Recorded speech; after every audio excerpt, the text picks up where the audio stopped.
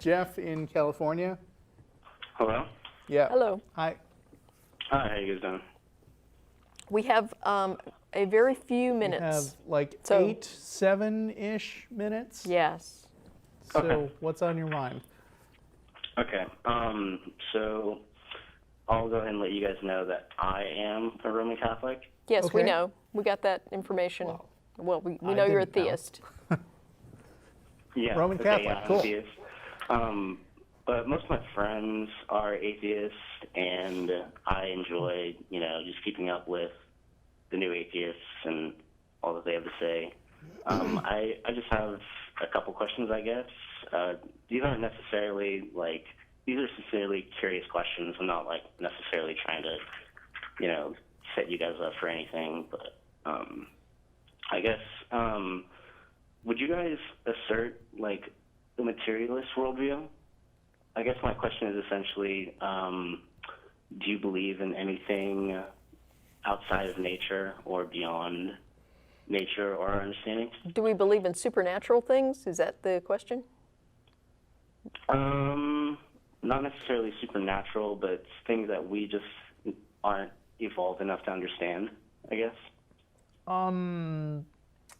I don't feel like I'm up enough on all the, philosophical nuances, but I would definitely say I lean materialist.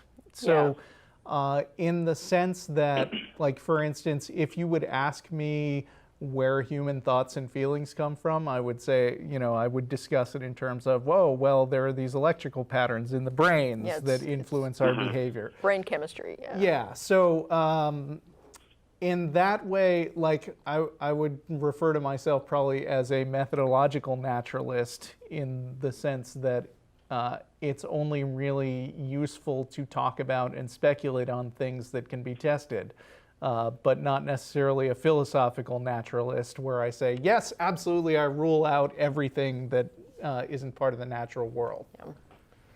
Yeah. Now, Okay. I mean, there are certainly things out there that we don't understand yet.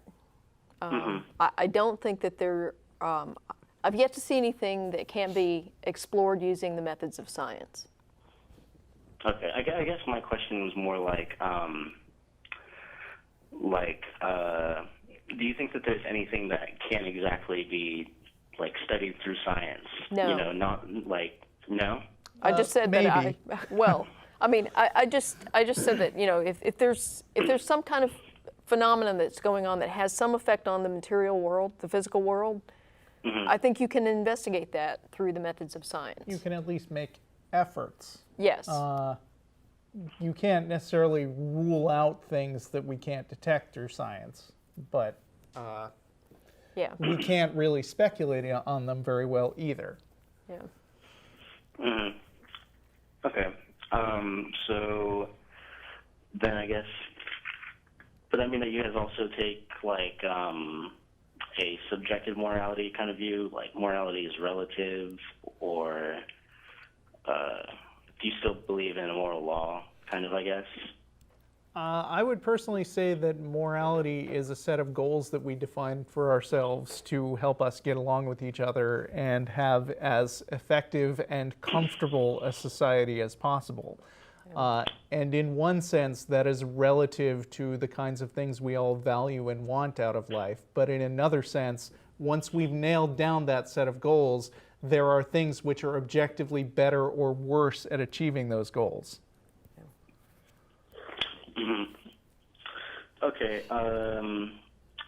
so then, but okay, yeah, back to what I was saying with the materialist worldview. So then how can you test any of those moral claims if, you can't obviously, look at morality under a microscope?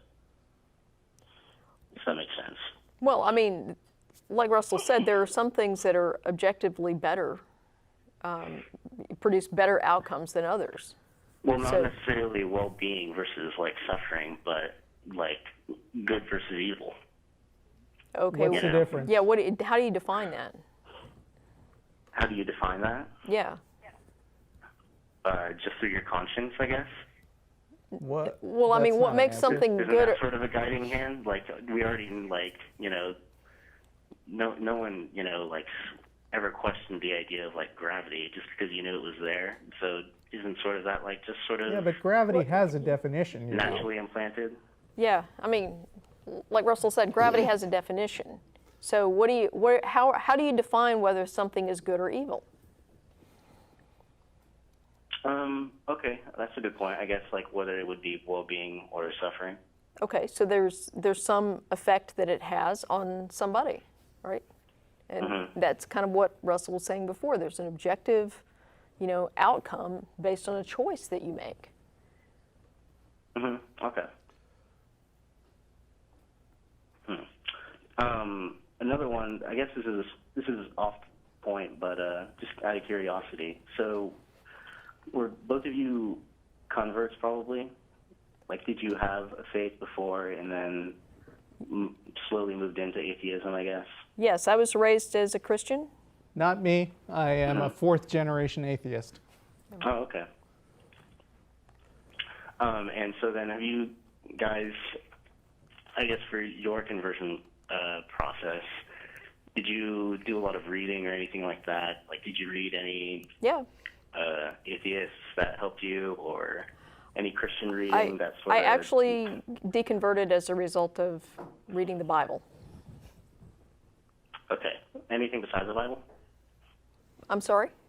Anything other than the Bible, I guess? Like, were there any authors that you read and were just like, oh, wow, like, I can't believe I've been buying this for so long? Oh, shoot, we're out of time. No authors in particular. I actually had a lot of conversations with other religious people in addition to reading the Bible. And it was only much later that I started reading atheist literature. But by then I was pretty much Hey, that's well on our the path. show.